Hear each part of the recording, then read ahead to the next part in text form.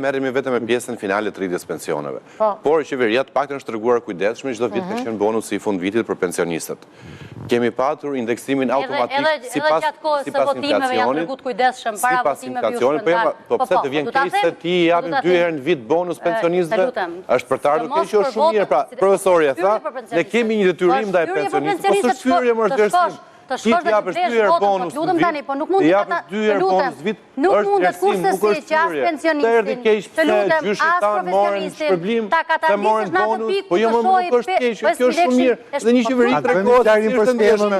E treta, a kemi patur lehtësim, subvencionim, lehtësim për energjinë elektrike dhe për medikamentet. Pra, ne po flasim për gjërat cilat kalojnë edhe për te rritjes që ne masim dhe me rritjes cilën a e mbyll një pensionist muajin të lutem, a ke bashkëpunim? Po punohet për të jetuar me dinjitet. Po më falë, ka pensionistat sa do jetojnë për të jetuar në pensione dhe sa vite do duhet ta tani? I kene skemë rimbursimit. Energia elektrike është në subvencion. Indeksohet automatikisht mbi bazën e inflacionit. Pensionistat a e mbyllin do të sot muajin? Një familje shqiptare në rroga që janë sot, a e mbyll do të muajin? Ti mate me nivelin e kujdesi që tregon dhe me masat që merr. Dhe sigurisht që po kush është ai qeveri që nuk do që të rrisë pension? Më thuaj një qeveri që nuk do që të rrisë pension.